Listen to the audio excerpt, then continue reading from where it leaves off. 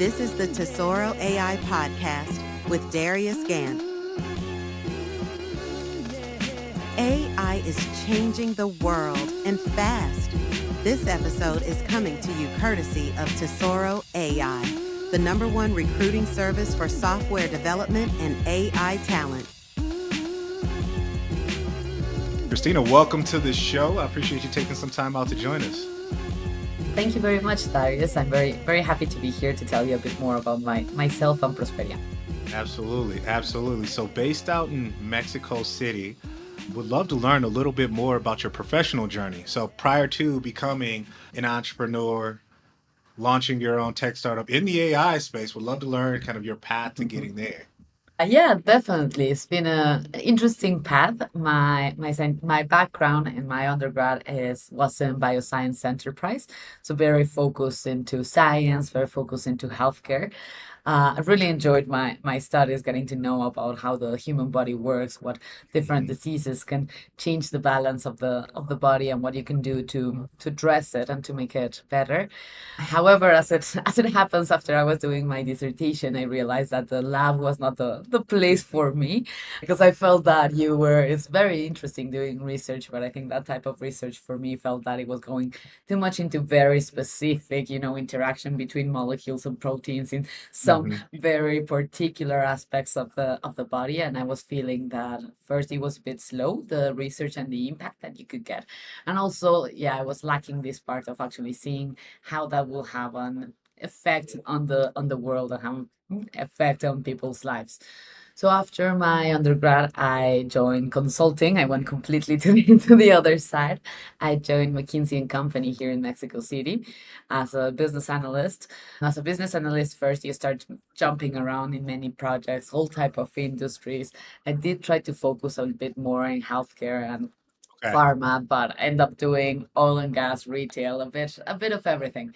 And it was after 2 years as a business analyst that I had a chance to do a master's, and my master's was in bioscience enterprise at Cambridge University in the UK. And I think that was sort of like a very pivotal point in my career, where I would describe that master's as sort of like an MBA, but more focused in bioscience and healthcare. So on that program, we started looking a lot about startups and how it worked and what we could do with, the knowledge and scientific discoveries that were, and the different technologies that were in trend at this moment. After that, still, I came back to McKinsey, now as an associate, and my master allowed me the chance to focus a lot more on projects, just focus on pharma, healthcare, medtech. And I think that was very, very important for me, because I had a chance to understand a lot more how the industry works and what we do about it. And it was after that time, after I've been for 2 years as an associate, that I decided to leave my comfort zone and start PROSPERiA. So it's interesting, in my experience with business school, that kind of is the place where folks start to generate ideas around types of businesses they would like to start, or even just the idea of jumping into entrepreneurship. I do think like the corporate experience does help in terms of refining ideas and making sure you're actually building something, especially if it's on the B2B side, that people would actually spend money for, right? So definitely. interesting that, got some more experience at McKinsey post business school. At what point did you decide, hey, it's time for me to become an entrepreneur? Did you see a particular pain point where you're saying, hey, look, let me build some software to address this? Yeah, it was a bit of, I think, lucky in a sense, and that many things came together. I think the first one was that I was already a bit tired of the consulting life, because even though that you you learn a lot, you work with amazing people, it's very engaging, but at the same time, I was traveling way too much, and also this part of jumping from client to client, project to project, I also was lacking this sense of ownership and impact. At the end, you work a lot in a very interesting project, build amazing models, very beautiful presentations with very insightful recommendations, but ultimately you give that to the client, and then it's up to them if Right. something happens or not. So I think that part of my professional career felt a bit, and I was lucky, as I mentioned, that my co-founder Alejandro Noriega was at that time also finalizing his PhD in applied artificial intelligence. So he was really Mm, looking at how you could build AI that will have a positive impact in people's lives, in social, healthcare, in very different aspects of people's quality of life. So that was probably mid 2019 where we started talking, and he was telling me all about this. And then we started very just like a friendly conversation on what could be the impact. And he actually reached out to me to say, okay, I think that this could have a great impact in healthcare. That's when the idea came out to start Retinia. That's actually our first product within PROSPERiA, that is being able to use artificial intelligence to scan pictures that we take from the retina, from the inside of the eye, to be able to detect damage and in order to prevent blindness. And we started your question on the pain point, we started very focused on diabetic retinopathy because Mexico is one of the countries with a highest prevalence of diabetes, and because of mm, the lack of access of a timely diagnosis, adequate management of the condition, one in every three people that live with diabetes develop diabetic retinopathy. And this mm. is a big problem because at the beginning it has no symptoms, but as it develops, it causes vision impairment. And it's also irreversible. You have sort of other indications like cataracts where you can operate the patient and all of a sudden after the surgery, they see perfectly again. Unfortunately, for diabetic retinopathy, that's not the case. There is treatment that can stall the progress of the disease, but once you have it and once you've lost 20, 50, 60% of your eyesight, then Right. you cannot take it back. So that's what we started from with that indication because of the big problem that we have in Mexico. And now over the years, we've been able to train more algorithms to be able to detect the top causes of blindness. Interesting. So, thinking about the case of, and I think I'm saying it, diabetic retinopathy, these were scenarios where someone with diabetes, they weren't necessarily symptomatic up front. Like they may not have known that they had it, but the impact of the diabetes was already being felt kind of in their vision. You can't reverse that. Was there a way though that they were able to test it early, maybe catch it, and then try to take preventative measures? Or was there not even a process? I mean, was there a process for to actually do that? I think as like we're doing right now, there wasn't any process. I mean, like there's an indirect process that is just taking measurements of your blood glucose levels, because Okay. ultimately what happens when you live with diabetes, you always have a high concentration of glucose in your blood, and all your Hmm. diet treatments, all your lifestyle has to change in order to control that glucose levels. If you don't control them, it's like you're having tiny crystals in your blood vessels that will ultimately damage all your organs. The eyes are one of them, but also the kidneys, your feet, and that's why all the complications derived from of diabetes come from. So before Retinia, I think that, well, yeah, people have to take care, like to constantly measure the blood glucose level, and that tells you how control a patient is. But as how far, if they already have damage in their eyes and potentially in other areas, you would have to go to an ophthalmologist, and an ophthalmologist will have to dilate your pupils and look inside your eyes and to see how's your disease. The problem with that is that in Mexico, we have over 4,000 ophthalmologists for a population of almost 130 million people. So we don't Right. have nearly enough the clinicians. And also, unfortunately, we have a lack of preventive culture. So people will not try to go to the ophthalmologist or will seek that sort of like checkup unless they Hmm. already start to see changes in their vision. And the thing is, when the patient already notice changes in their vision, we're already too late. We're already talking about moderate or severe stages of the condition. And what we're really trying to do with our solution is being able to catch these, like to offer a solution that is accessible in place of, in price and placement in time, very convenient for the patient so that you can screen regularly and be able to detect Mhm. any damage earlier, much earlier on. Yeah, that makes a lot of sense, right? If people, if you were offering an AI that could detect these issues, whether it be with diabetes or any type of blindness, if someone's waited too late and they have this issue where they don't want to go into the office, right? I mean, yes, we detected it, but the damage has been done. Whereas if Exactly. you can implement it into kind of an earlier phase where perhaps they don't even, it's just part of a general checkup process, then now you can kind of get in front of the severe issues that happen later. So there was a process for, understanding whether someone was having issues with their eyes, whether it be diabetes or some other issue that would eventually lead to blindness. Where does the AI come in, and how does that either improve upon previous processes or just completely, upend those processes and give us something that's much more valuable? Yeah, I think that's a great question. And you partially answered it already in your previous comment. I think where we are being more disruptive, I mean, bringing impact to our patients, is that we partner with primary touch points of healthcare. So we partner with diabetic clinics, with clinical labs, with optics, with even pharmacies. Even we do a lot of corporate healthcare campaigns. So really be able to be accessible for the patient and very convenient, so that maybe, Hmm. yeah, you go to the optic to check your prescription because you need you need glasses, and they will offer you a more comprehensive visual health evaluation with our software that is able to, yeah, I use glasses, but I know that my retina is okay. You know that I'm not developing an underlying condition that could Right. damage or compromise my eyesight in the future.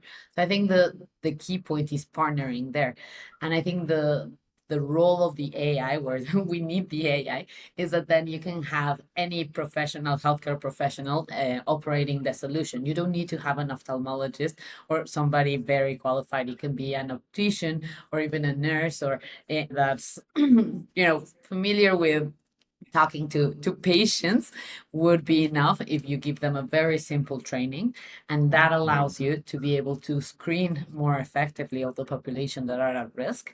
And then what we do is we do partner with ophthalmologists to refer the patients that we find that have any damage in the eye to the ophthalmologist so that they can have an adequate treatment. Because we always say, for us, it's not we wouldn't be able to make the impact that we want if we just tell you, Darius, you have diabetic retinopathy, good luck, like, take care. Right. We actually want to connect the whole healthcare ecosystem in order to help you achieve the ultimately the diagnosis and the treatment that you require. If you're a hiring manager and you appreciate the unique skill sets required to build AI solutions, then I would highly suggest you get your hands on our AI talent salary guide. As you know, one of the greatest challenges in building AI products is acquiring the right team. Over 100 plus pages, we dive deep into our global AI talent acquisition strategies. And with our networks in Latin America, we also provide you with actionable advice on how you can scale up your AI team cost efficiently. Once you explore our AI talent acquisition strategies, you'll never look at hiring the same way again. Links are in the description. Yeah. So does the software actually make the diagnosis, or is it, hey, this is high risk for sorry, what's the issue called? Diabetic retinopathy, yeah. Yes. Okay. You are high risk. We're going to send you to a doctor or, ophthalmologist for them to actually give you, you know, hey, look, you actually have it or you do not. So that's a bit of a gray area because I would say precision wise and based on all the validation studies that we've done, the software is even more precise and has higher sensitivity than like a first year resident ophthalmologist. So we know that we have the accuracy to be a diagnostic tool.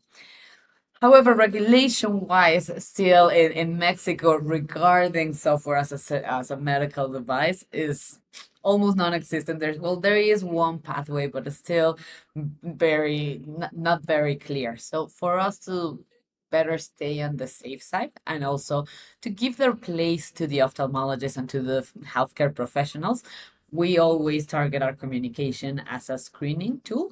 So it Hmm. will Hmm. tell you you have there's like the wording that we use is that we detect findings or lesions that Right. suggest that you might have diabetic retinopathy or glaucoma or age-related macular degeneration, and therefore you should seek attention from an ophthalmologist. So we do tell the patient what we're finding within their pictures, but we try to not say it as a precise diagnosis. It's more like, okay, this is what we're seeing in your eyes. You should go to an ophthalmologist so that he will give you the ultimate diagnosis and therefore the adequate treatment. Yeah, it's interesting in this particular space where you start to see AI be able to recognize certain things, whether it be through the use of like a computer vision type of product. Cancer has been one of the examples. How far do you go with that? Do you go to the point where you say this definitely is? Well, AI is probabilistic, so we are 99.9% sure. But how close do you get to actually making a diagnosis versus recommending recommending a treatment versus recommending that they go see a doctor to get further Mhm. analysis. So I think it's an interesting place where AI is, because in certain scenarios, right, the doctor's going to be more useful, and even if that's through like client relationship, that's one thing. But Mhm. there are other scenarios where you start to see, well, actually, the AI has proven to be more accurate, right? But from a flow perspective and regulation perspective, you got to think of what's the best way to deliver the technology. Yeah, definitely. And I don't think that there's a right answer, at least right now, Right. for for how to address that. I still believe that regardless of what's the accuracy and the precision of the technology, I do believe that the treatment, the diagnosis, what's the next steps for the patient should be still delivered as of we are right now with the technology, should still be delivered by a person and by a professional and a specialist on the conditions that you're treating. That's why also we sort of like keep the solution more on the screening and the suggestion that take you to the next step, because I do believe that there's that even though that we analyze the picture of the retina, we have over 90% accuracy in all of our algorithms. Still, the communication, what happens next, what's the treatment like, should be given by a specialist. And even though that we might have very trained healthcare professionals, nurses, or opticians, like starting the communication, I believe that their job at that point is sort of just to explain to the patient what we're seeing and with, worry the patient enough so that he or she will take action and would actually arrive to the next step that will be receiving the treatment. Yeah, what I think is amazing about some of these, and I'm just going to call them AI tools generally. It sounds a Mhm. little bit simplistic, but once you reach the point where you can have tools like this in front of an individual, a consumer, a citizen, right, you really start to see the impact. Whereas a person who's getting a normal eye exam for glasses, rather than having to go through the entire process of going through getting to a specialist who could then diagnose them, I could get it at the point of, me just testing for glasses, Mhm. right? And so in like many other AI tools, something as kind of common as like video generation. Well, it used to be that I would have to learn all of these complex Adobe and other platforms to be able to generate video, generate graphics. Now I can use natural language to generate video. This is, I view, as very similar, although you're not just giving the technology to an individual to test on Yeah. themselves, right? But it does take it from the world of you need to go to a specialist to, hey, look, you could just be at your everyday, appointment for glasses, and we're able to reach you and be more impactful by kind of taking that requirement for being super technical, reducing the complexity, leveraging something that is actually super complex, AI, and putting it in a space where, folks who aren't super technical can actually still have the same impact.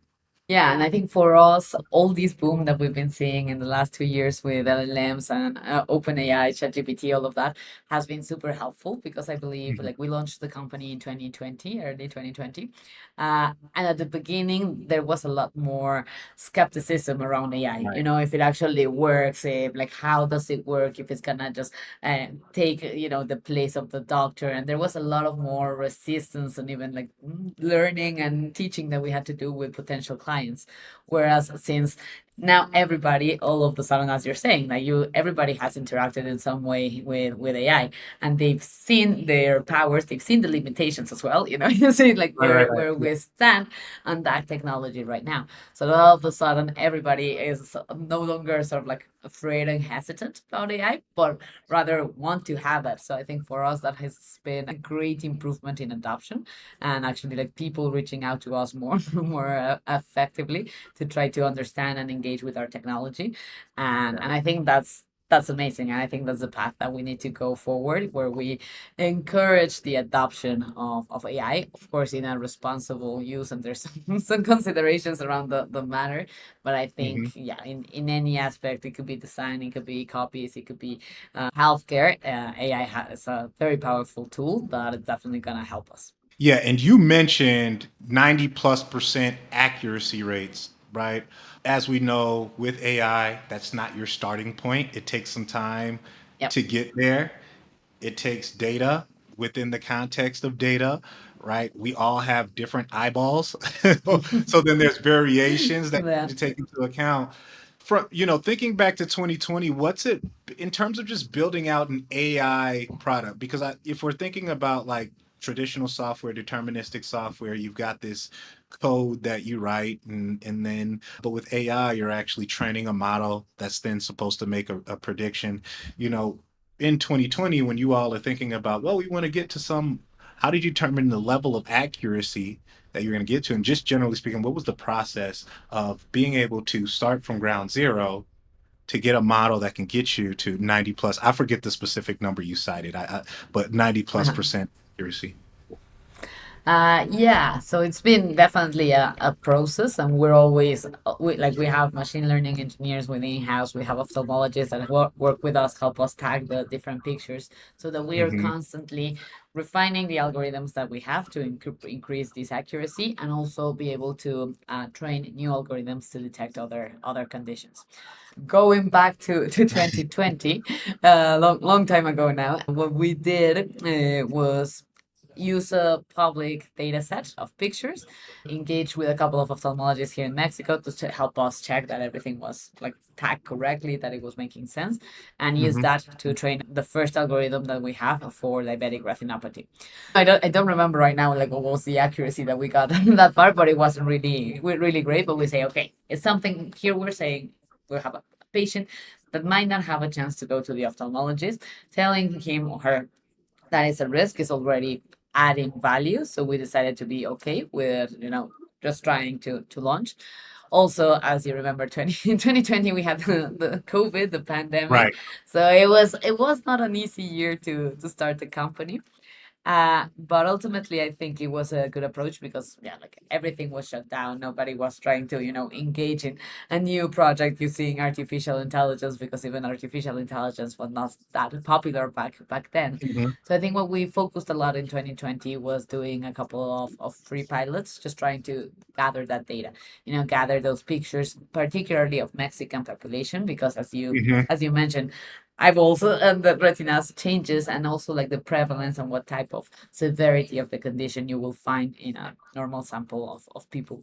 Most of 2020, we just try to move around, try to get access to patients, get access to data to be able to refine that algorithm. And it was until 2021 where we actually started, felt comfortable enough and started to build the confidence and the relationships to start receiving revenue. So it took a bit over about a year to get to that point.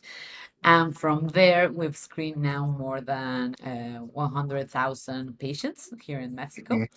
and that's a lot of pictures, as you might imagine, of retinas, and that's why we've been able to, well, get to the accuracy that we're today, and also be able to cover all of the top causes of blindness right now. And so that's very relevant because when you do the study, that's more value to the patient, but also right now it's a study that is relevant for anybody, not only for people living with diabetes or chronic diseases.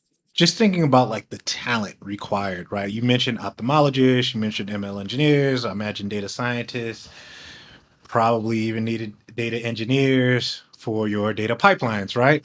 What was the level of collaboration, right? Because if I'm a data scientist, do I need to be a specialist in identifying a patient with diabetes that is impacting their eyesight? Are there certain terminology I need to understand? Or is that something where it's, hey, look, just let's bring the ophthalmologist in and that person can help us to label this data? What did that look like for you?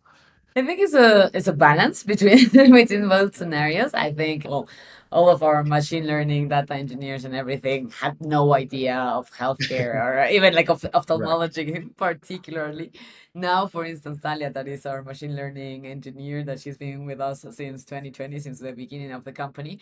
Now she's an expert in ophthalmology. Like she sees a Mhm. picture of a retina and she's like, oh yeah, this is healthy. This is like she can Yeah. she can do the work of tagging the pictures on her own, because it's just sort of like with these.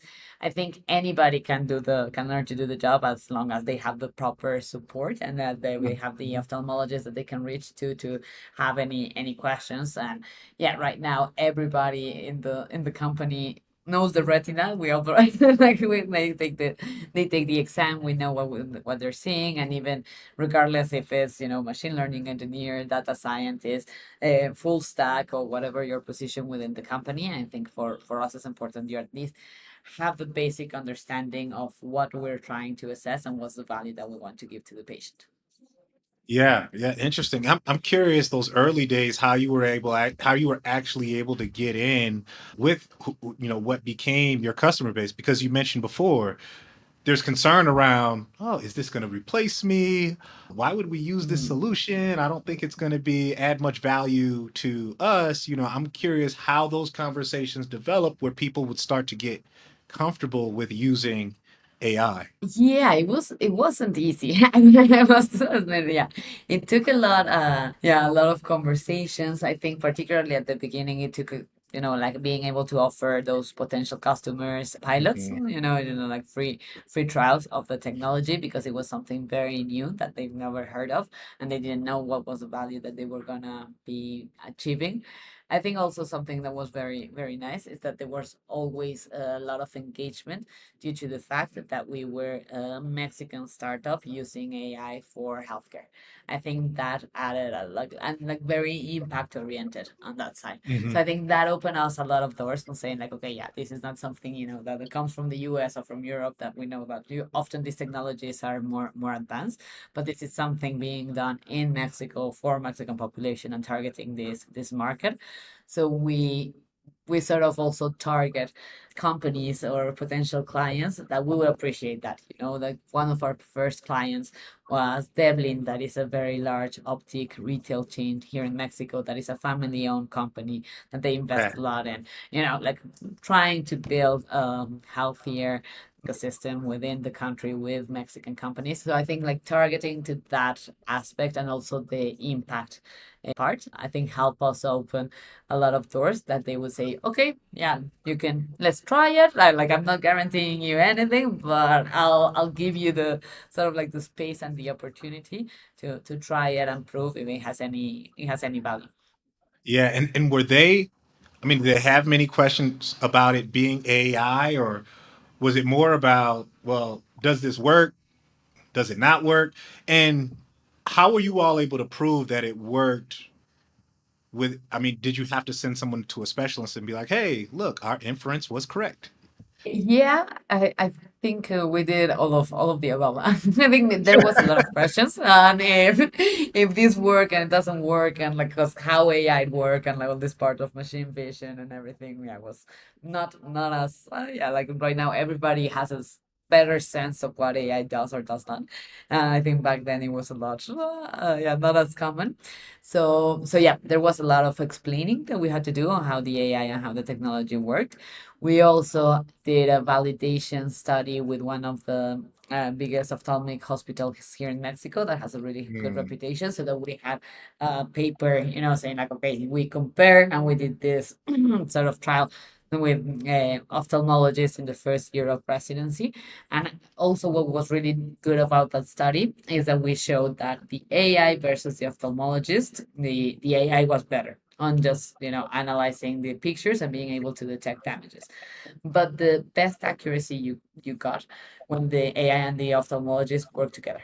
So I think that's where we want to target, is in saying like, we know that we need the ophthalmologist because ultimately you need somebody to do the surgery, to put the injection, to sort of like treat the patient. And what right. we want to do is find these synergies where AI can be a tool to help enhance the ophthalmologist's accuracy. And having that study was very, very helpful. And also, we always keep engaged with ophthalmologists, so that example, well, at the beginning, all of the pictures that we were taking, they were being revised, and all the cases and all the patients that we were doing, they were being revised by ophthalmologists, so that we could Hmm. have a guarantee on what's the performance that we were seeing. Right now, only sort of like a sample of those pictures are being analyzed by ophthalmologists, and mostly are the ones that were interested in training or improving certain algorithms. Interesting. Is so in thinking about, I know you mentioned mostly focused in Mexico. I'm just thinking about the data, right? It's a pretty diverse country. That mean that you had to go to different regions, also take into account like, all right, well, there are folks with more European backgrounds, folks who are more indigenous, folks who came over from, Africa. Like, were those things that you had to take into account as it relates to kind of the eye scan and the impact of the AI? Yeah, it does. Like whenever we're analyzing population, I think Dalia and the machine learning team does an amazing job on making sure that you actually have a represent when you're training, that you have a representative sample of the population that you will ultimately be, like, your target population that you will be seeing.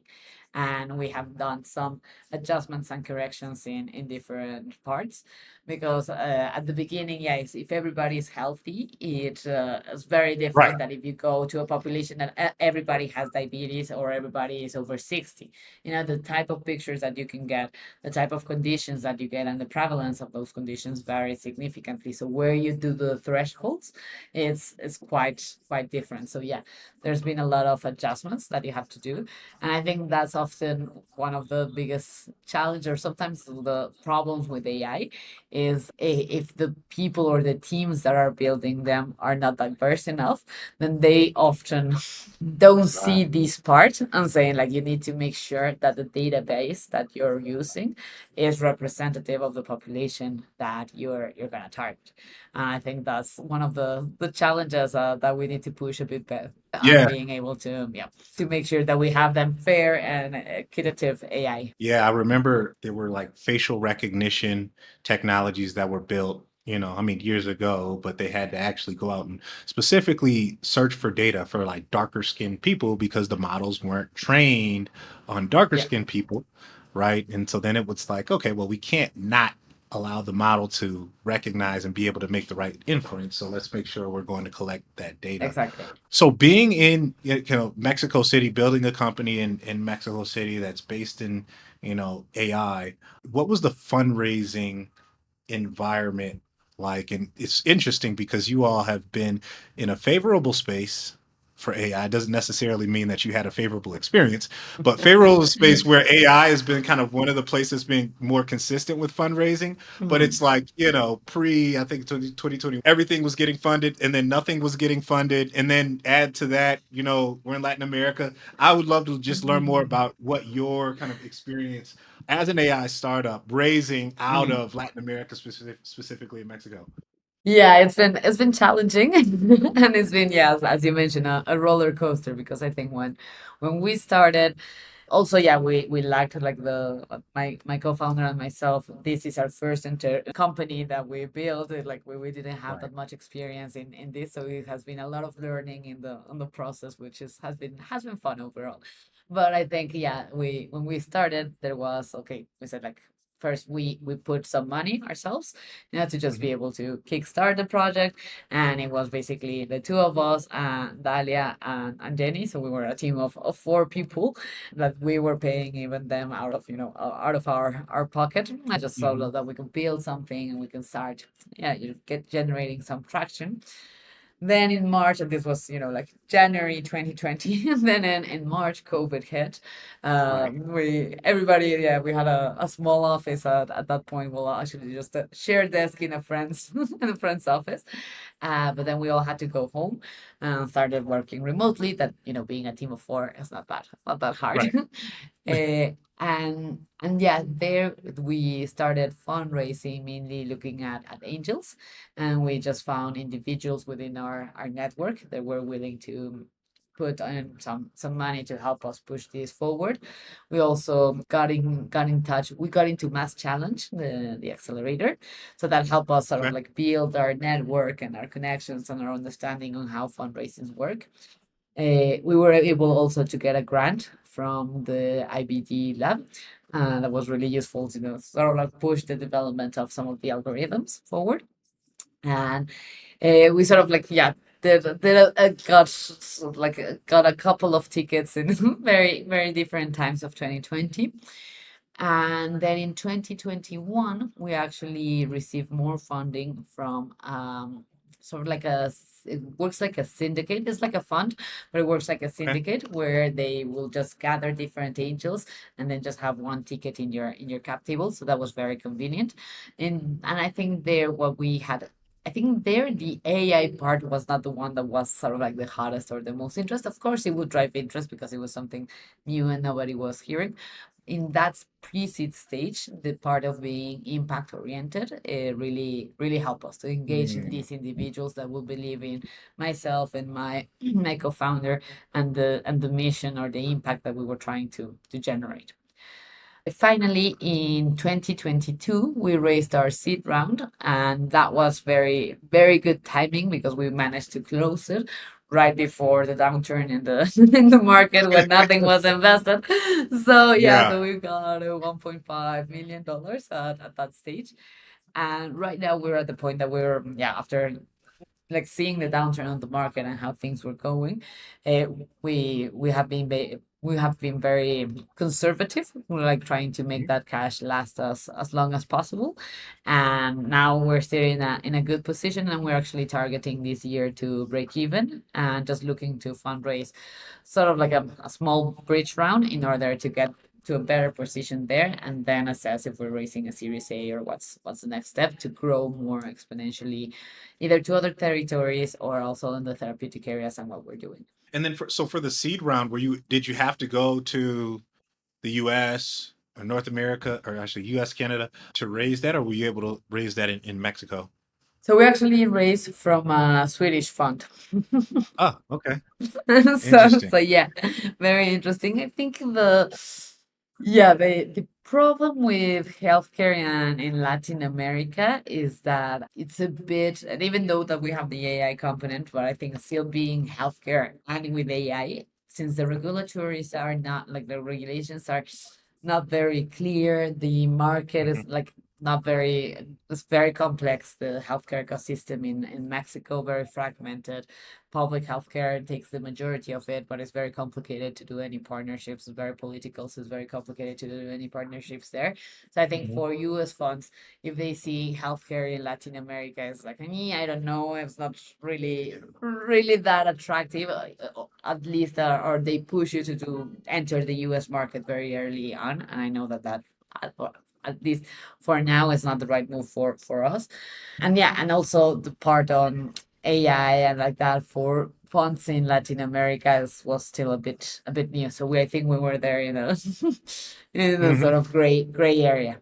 Yeah, and so like is the business, because what I've heard from a lot of startups around Latin America is, while the operations and the team and even the customers in a lot of cases are in Latin America from a fundraising perspective. Sometimes it's necessary, or many times it's necessary to establish the business in the US so that when you need to raise, you can actually, I mean, the investors don't have to kind of push back on like a bunch of the different tax implications that it has. And it's just easier to raise the funding if you structure like that. Yeah, and we actually have done that. So we have the operating company here in Mexico, but it's 99.99% owned by a holding company in Delaware in the US. Because Got I it. think Got it. that just because all the also like it's yeah because it's easier to get funding from not the US but Europe or any other company, any other country, sorry, but also corporate law in Mexico is very complicated.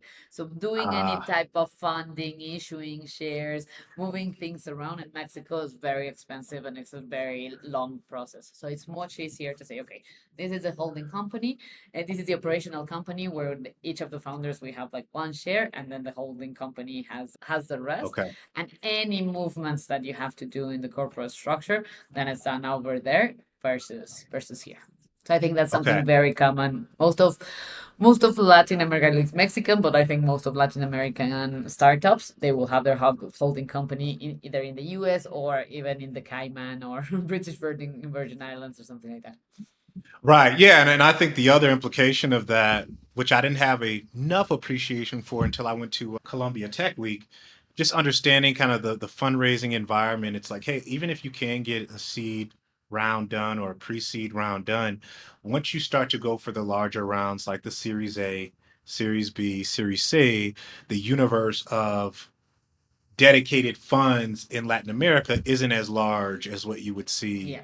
in the US. You have to kind of think about that, think ahead about that as you think about like later stage fundraising, growth type Yeah, funding that you may need. One definitely. thing I also, I mean, feel free to comment on that, but what I did also want to bring up the point that okay, so 1.5 million raised, while it may sound like a small amount, but like the benefit to you is that 1.5 million goes a lot further in Mexico City than it goes in San Francisco.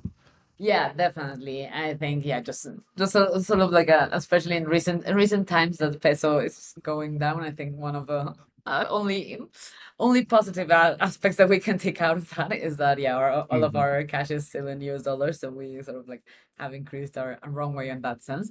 But also I think talent, office, everything, any expense that you need as a company is cheaper over here than it is in that you have in San Francisco. So I think that's really amazing that we can find local talent, super qualified, with a fraction of the price that we would have to pay if we were in Silicon Valley or New York or something somewhere other than that.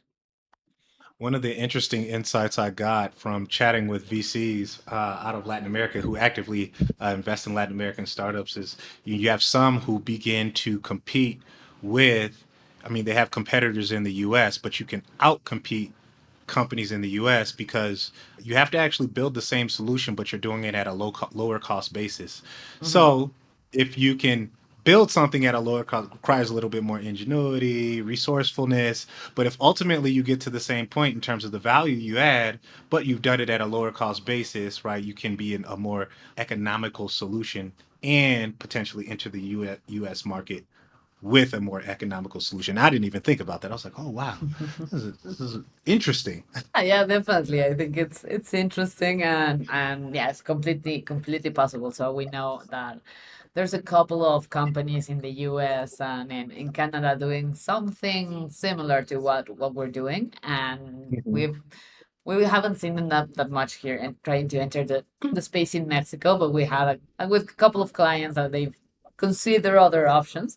And we can tell you that we have all like robust solution in terms of the different indications that we cover that we're able to detect with the platform, but also the ease of use of the platform, Mhm. how very user friendly guides the operator towards sort of like the next step, the information that it provides to the patient. So I think in a sense, indirectly, not consciously, but we've been doing that. We've been able to build something not just that adds to the like that is equal to the value to of other US companies, actually greater value, because probably we have a lot less cost structure.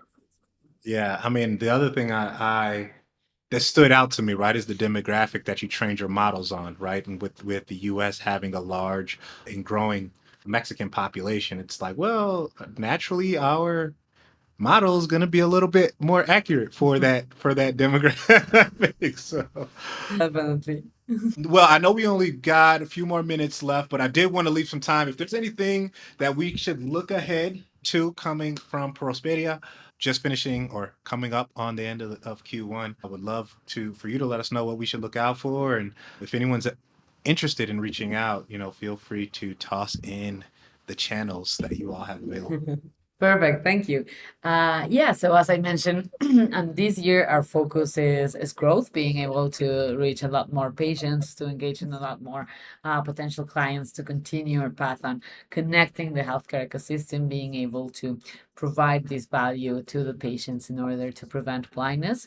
We are also one of our big milestones that just happened this Q1 is that we reach over 100,000 patients screens. So that's something that we're very, very happy about. We're celebrating just a couple of weeks ago. Yeah, looking forward. Also, we know that this picture of the retina right now we're focusing our technology on being able to prevent blindness, but ultimately the pictures that we generate is the only way that you can see the patient's microvasculature. This means like the very small blood vessels that go everywhere in your body in a non-invasive manner, without having to cut open the patients. So I think that opens up the opportunity to do a lot more. And we're starting to look into being able to detect timely detection of kidney disease, kidney failure, also to be able to assess the overall cardiovascular risk of the patient. And there's even some studies that suggest that you can detect plaques of beta amyloid plaques in the retina that could help us do an early detection of some neurodegenerative diseases such as Alzheimer's, Parkinson, and Huntington. I think those are some of the spaces that we're looking towards diving in next, so that we can still provide more value with the same pictures and with the same technology that we've already been building. Awesome. Awesome. And you alluded to the Series A coming up, so I'm just going to throw that out there for you. For for anybody who might have been watching and said, "Hey, look, this looks interesting. Let me double click here." Definitely. And yeah, you can get more information in our webpage, which is retinia.mx. And also look at me well, we also have a LinkedIn from that tag. Awesome. Awesome. Christina, appreciate your time today. It's been great to learn about your use case for AI, and particularly the fact that it's helpful to humanity. So thanks for letting us do a deep dive.